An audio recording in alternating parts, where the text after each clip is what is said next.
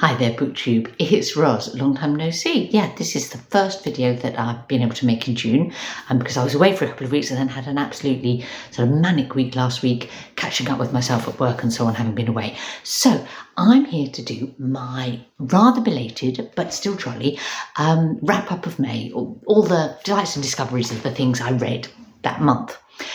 And I didn't want to skip doing it. Do you know, these wrap-ups, they're almost like, for me, they act as a lovely kind of record of what I've read over the year. So I hope you enjoy them too. But, you know, there's a selfish element in making these monthly ones. Say hello to Loki, our kitten, who's growing fast and seems to have decided to join me. We'll see what happens with that. So May was a month of multiple reading events, which was very stimulating and tempted me into a very sort of optimistic pile of possibilities or TBR for May. Actually, I did get to most things that I planned, a couple of things that I hadn't planned, and a couple of things that have sort of rolled over into June. So all good, basically, all good. And I actually finished 14 books in May by the end of it. Now, I have already made videos on a couple of these things, so I'll skip over those first sort of rather swiftly. And one of those is Of Cattle and Men by Paula Maia, which I talked about in a video about sort of interesting recent South American literature I've in translation that I've read recently. So I won't say more about that, but it is a book that I would strongly recommend. I found it absolutely odd, but fascinating. And I love the style, quite a deadpan style, despite a sort of almost slightly possibly supernatural element. Yeah.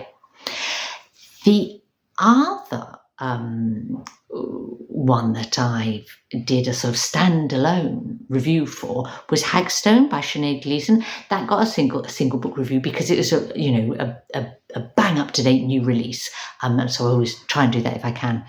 And it's one of those books that had huge amounts in it to like, you know, real strengths in the writing, and yet didn't quite fulfill its overall promise for me. That's what I would say. But if you're curious to know more, as I say, the video's there.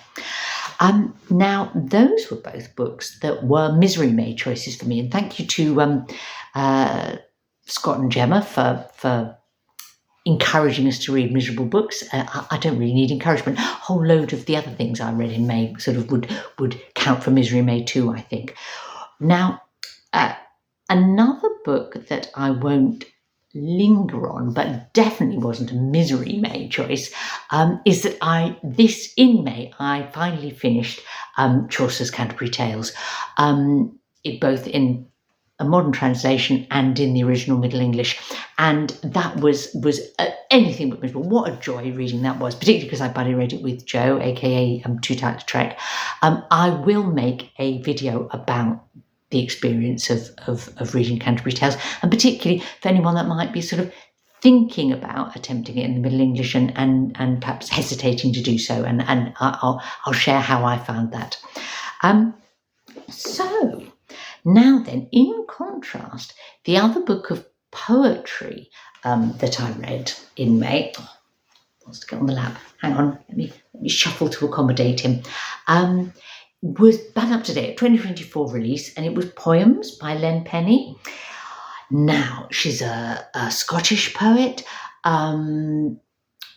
It's very fresh, very passionate.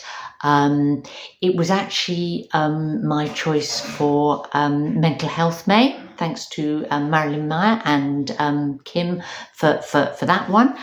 And she writes really in quite a searing way about her experience of sort of domestic abuse and mental health issues, but also about the process of recovering herself, her sense of self, her dignity and self-worth and strength, and, you know, lovely poems.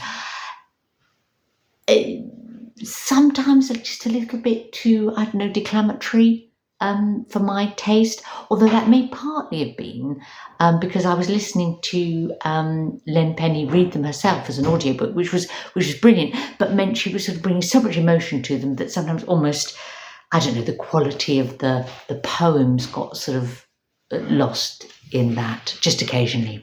But definitely want to consider. Really worthwhile new poetry. And the best thing about it for me was the way she sort of weaves in Scots language. So that's the language of her family in Scotland. It's different from English, and she used somewhat enough words in a way that you could kind of understand them and kind of guess their meaning, and really made it very vivid. Now, May was a good non-fiction month for me. I had one book that was like a hangover from people in April, and that was the second half of Normal Women by Phillipa Gregory, which was kind of 900 years of ordinary women in English history. Now, what a fascinating book, if in some ways not a perfect reading experience. I read this with Stephanie, and we both agreed that it was absolutely packed with sort of gems of information, little mini biographies and vignettes about lives of women over that sort of huge long period of history. But in a way, it kind of lacked a really strong kind of thread through for a reader to sort of hang on to. So yeah, it made it in a way a slightly disjointed read. Maybe it wasn't the right thing to just read it from cover to cover. Two other non-fiction books that I read were inspired by May readathons, and one of those was inspired by Springathon, and thank you to Heidi and Natalie and Doris and Emma for that. I finally read Braiding Sweetgrass by Robin Wall Kimmerer for Springathon, and it's had a lot of love on BookTube over the last few years, this book, because she brings to it her indigenous knowledge of plants and nature, and her scientific understanding as a botanist in a really rich way, with sort of gorgeous description, elements of sort of personal memoir and family history that kind of give it sort of human interest as well as scientific interest. So really lots to like. If I had a criticism of it as a book, I'd say it became perhaps a little bit repetitive at times. I'd have edited it down a bit, but then I often say that, don't I, about books. The other wonderful work of non-fiction I read was a memoir, and that was for the Spoonies Readathon, hosted by Emily. And that's a readathon that's about reading books by disabled and neurodivergent authors, or with sort of disability rep in them. And I read Metamorphosis, A Life in Pieces by Robert Douglas-Fairhurst. Now, Douglas-Fairhurst is a professor of English at an English university, but this is his, and he's written books about Dickens and things like that, but this is his book about getting a diagnosis of multiple sclerosis, and his first couple of years sort of living with that, going through some quite intense semi-experimental treatment for that, but bound up in and combined with the books that he read over that time, things that he went back and reread because they gave him comfort, things that he read that sort of helped expand his experience and understanding of living with a sort of a long-term and degenerative health condition. So perfect for me, I think, as a book to read for Spoonies, and again, definitely a warm recommendation, and not perhaps such a well-known book as some of the ones I might be talking about here. Now, the remaining 7 books that I read in May are all fiction. 3 are kind of quite like recent contemporary fiction, and I'll go to those last. But 4 were tremendous backlist books. And so I'll start with those. Now, First up was I read the second half of Human Bondage by William Somerset Maugham. I'd read the first half in kind of March, I think. And it's a chunker, more than 600 pages. Very, I suppose, because, and it's kind of quite cool. It's sort of semi-autobiographical, or his work of fiction that is most inspired by his own life experience, I suppose, perhaps is how you might put it. It's not autofiction. Being a long book, and the nature of the book, the way he wrote it, is it's quite kind of the story kind of ebbs and flows. My response to it ebbs and flows. I think I enjoyed the second half more than the first half, but there were moments in the first half that I loved. It's a book that I'm very, very happy to have read, but I wasn't sort of uniformly delighted with it all the way through, but it was very rich. And what an interesting picture of English life in sort of the period that he's writing about. So it was published in 1915, and it's sort of, I guess, the book sort of around the turn of the century and the early years of the 20th century. And I was reading it with a group of people from linked to Sean Breed's books, and what I would say is, like, there were moments in the book that I was sort of really engaged and attracted to the main character, and there were moments when I was sort of banging my head against a wall thinking, don't do that, don't get involved in that woman again, she's been nothing but trouble in your life, And I think that it's a good measure of the quality of a book, in fact, if it can make you want to get hold of the main character and just shake them, So, yeah, interesting. The other 3 backlist books I read were all by Elizabeth Bowen. And that's because I'm doing a bit of a deep dive into Elizabeth Bowen with a group of readers, along with Sarah of Hardcover Hearts. So in May, I read The Hotel, which she published in 1927.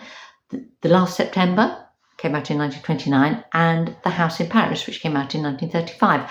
And since May, I've read 2 more of her novels, and I've got selected short stories and a non-fiction book still to come in sort of June and July. So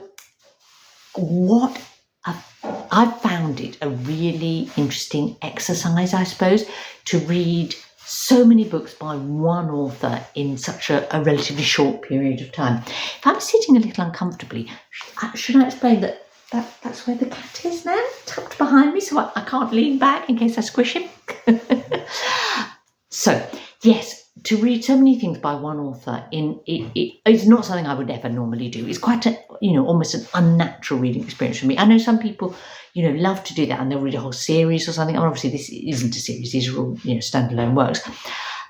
It's I suppose what's good about it is you get to see how that author's writing develops, their kind of repeated themes that come up in book after book in slightly different form, the kind of character types they like, how their stylistic habits that they might have, so that's been quite a rich experience, I would say. Bowen has the most amazing passage description, particularly for places, for rooms, for scenes. I also just love the way she writes her dialogue. She's an author that sort of writes dialogue almost like the way people speak, with those sort of half sentences and things where the things that aren't said are as important as the things that are said, so like real speech rather than I'm the author and I've got to make sure that they say the things I need them to say so that my readers understand what's going on. Brilliant. There you go. So that brings me round to the 3 really excellent contemporary novels that I'm still to talk about that I read this month. Now, first up of those was one from 2023, and that was Brotherless by Ganeshananthan. Now, this just won the Women's Prize for Fiction, and I was thrilled with that result. There were a couple of other books that I would have been happy to win. I'd have been happy if Soldier Sailor had won. I'd have been very happy if Isabel Hamad's book set in Palestine had won. It wasn't necessarily my top pick, but such a deserving winner of the Women's Prize for Fiction. And it's the book that Tilly and I both read in May with the intention of making a video together. We haven't been able to do that yet, but we will. So I won't say a lot about it, but I'll say a little, as we haven't had a chance to do that yet. So this is a book that takes place during the first period of the Sri Lankan Civil War. And we see this through the eyes of a young woman. She started in the period of the book. She starts as a schoolgirl. She becomes a medical student and then qualifies as a doctor. But over that time, she is drawn more and more into the awfulness of the Civil War and into the conflict. It's a book that reads almost like a memoir. I thought it was a really fine piece of work. Do read it, but prepare yourself for some inevitable high levels of grimness. Okay, if you're very squeamish, don't. But you probably aren't watching this channel if you're a very squeamish person, because it's not sort of it's the sort of book that I often talk about, I suppose. Now, second of these three brilliant contemporary novels is a 2024 release, but one that has been all over BookTube and everywhere since it came out, and that's James by Percival Everett, and deservedly so. This is a very fine book, a very clever book, a very well written book. It's my first Percival Everett, I'm ashamed to say. It certainly won't be my last. It's a kind of a reinvention, I suppose, of Huckleberry Finn by Mark Twain, and I really love the way he kind of he takes the Twain story and the Huckleberry Finn character, but particularly Jim, who he kind of is James in his book, and really riffs on that story, but allows himself to diverge from Twain's plot in really kind of interesting ways that look at the experience of an enslaved person, but the absolute the beauty of the book for me was about the language and the way he talks about the way he as a writer uses language, but how James talks about how he uses language as an enslaved person to protect himself, but how it's like he has the language that he uses with his friends and where he's safe, and the language that he uses to the masters, as it were, to avoid annoying them and to kind of reduce the risk of experiencing violence as an enslaved person. So all of that, absolutely wonderful. What I will say about James, and I understand this is one of Everett's sort of habits, is this is a darkly comic book, and that works, but it's not exactly my cup of tea in a novel. So I had to kind of accept that and go with it. But if it is your cup of tea, you would love this book even more than I did. That's what I would say. Whereas, and the last book I'm going to talk about in this video, the third kind of recent fiction book that I want to enthuse to you about, was something that was right up my street in its sort of structure and style. And that's Wandering Stars by Tommy Orange. Now, again, 2024 release, sort of a prequel sequel to his book There, which I haven't read. You don't have to read There first to enjoy Wandering Stars. Why was this a book that was right up my street? The fact that he's a Native American writer, kind of, and speaking very much to that experience was obviously made it was the thing that sort of drew me into the book, I suppose, interested me in the book. it's a book of multiple voices, and I love that. If a writer can pull it off, if they can have a sequence of characters that are perhaps over time or contemporary to each other, but that somehow interrelate, and the story emerges through telling all those different stories, that's something that I really appreciate. And that's very much the first half of the book kind of starts in 1864 with the massacre. And comes up to the present day with when there's a shooting, a kind of spree killer, and a sequence of members of the same family, who not all of whom kind of got to know each other, kind of talk about their lives and how their traditional culture and language was stolen from them, the kind of intergenerational trauma that creates, things like substance misuse. And then the second half of the book, we're with a group of members of that family in the present day who've been affected in different ways by this shooting. Such a thoughtfully constructed book.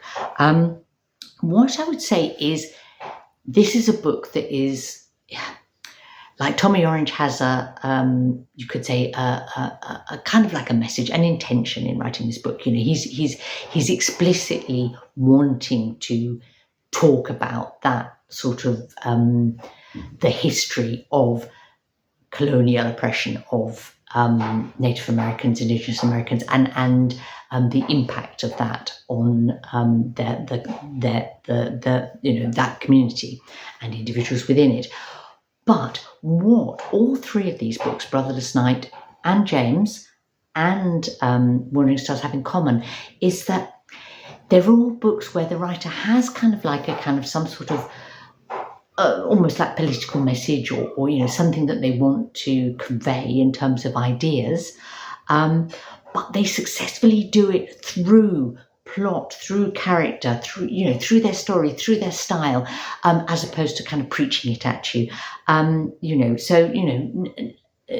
of them lecture you, but you come away, understanding so much more about, say, the Sri Lankan Civil War, or with a new kind of sort of perspective on the enslaved American experience, or and as I say, from Wandering Stars, the Native American experience. So their writing has the quality to carry that weight of ideas without being kind of overwhelmed by that. So that's why there were three, really first-rate books. So that was my May, full of delights, full of discoveries. What a great month. No actual disappointments at all in the month. And as ever, I love to hear if you've read any of these, or would like to read them, particularly if you've read them and want to share a few thoughts, or agree or disagree with my perspective on them. And I'll be back soon with things about plans for July and something about what I read in June, because we're nearly at the end of June already.